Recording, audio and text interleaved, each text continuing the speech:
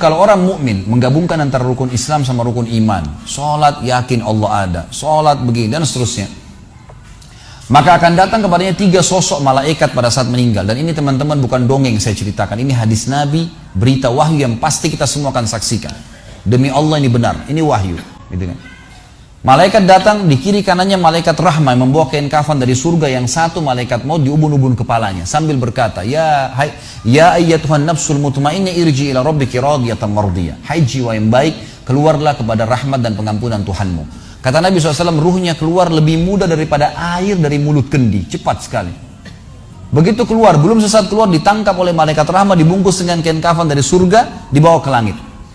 Begitu dibawa ke langit, menembus sujud lapis langit, semua malaikat-malaikat di atas langit sana berkata, ruhnya siapa ini? Sungguh mulia ruh ini. Kenapa? Kata Nabi SAW, karena ruh itu mengeluarkan bau yang lebih wangi daripada bau kasturi. Semoga kita semua insya Allah termasuk. Maka kata Nabi SAW, malaikat rahmah mengatakan ini fulan bin fulan, namanya yang paling mulia di dunia. Lalu kemudian ditembuskan sampai langit ke-7, lalu kemudian terdengar suara dari langit ke-7. Allah Azza wa Jalla berkata, catatkan hambaku termasuk penghuni surga, kembalikan dia di dunia, di sana saya ciptakan, di sana pula saya akan bangkitkan. Diantar ruhnya bersamaan jasadnya, diantar oleh kerabatnya. Baru 3 langkah mereka jalan, dia masih bisa, ruh ini masih mendengarkan suara sendal mereka.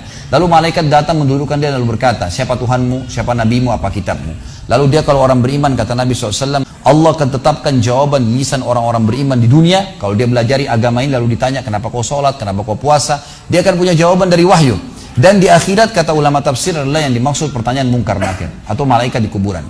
Ringkas cerita adalah dia akan menjawab, Tuhanku Allah, Nabiku Muhammad, kitabku Al-Quran. Pada saat dia jawab jawaban itu teman-teman sekalian, maka tiba-tiba saja kata Nabi SAW, malaikat tersebut membukakan baginya pintu neraka, azab, siksaan, orang teriak-teriak, api yang berkobar-kobar, dia ketakutan.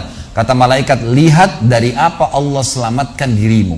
Karena kau beriman, kau nggak jadi masuk sini, ditutup. Supaya dia tahu nih, kalau dia berbuat salah akan masuk situ, ditutup. Dibuka pintu surga, dayang-dayang, permadani, istana yang luas, luar biasa.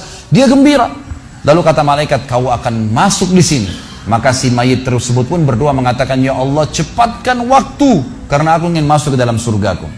Lalu datang di sebelahnya orang yang tampangnya gagah, badannya bersih, wangi, saking sempurnanya kata jenazah ini, ruh ini berkata, siapa kamu ini? Sungguh sempurna ciptaan Allah pada dirimu. Maka dia berkata, diam dulu. Maka dia berkata, gitu kan? Dia berkata, saya amal soleh akan menemani kau sampai hari kiamat. Insya Allah setelah riwayat ini kita sholat. Saya amal soleh akan menemani kau sampai hari kiamat. Maka kata Nabi SAW terdengar suara, ya Allahu alam di sini disebutkan Allah atau malaikatnya, tapi yang jelas menyampaikan dari Allah Subhanahu Wa Taala, lapangkan kuburan hambaku ini seluas pandangan matanya, dan bukakanlah pintu surga baginya setiap pagi dan petang dia melihat.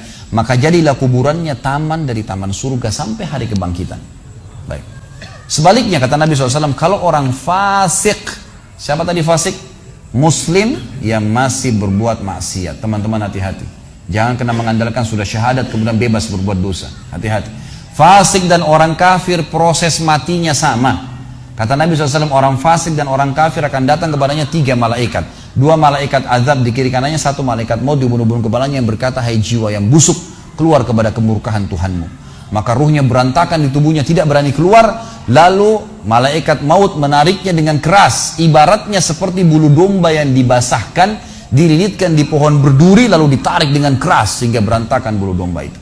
Keluar, belum sesaat keluar ditangkap oleh malaikat azab, dibungkus dengan kain kafan dari neraka, dibawa. Baru langit pertama nggak dibukain pintu oleh para malaikat. Lalu malaikat langit berkata, siapa ruh ini? Sungguh buruk ruh ini. Kenapa? Kata Nabi SAW, karena ruh itu mengeluarkan bau yang lebih busuk daripada bau bangkai. Wa na'udzubillah.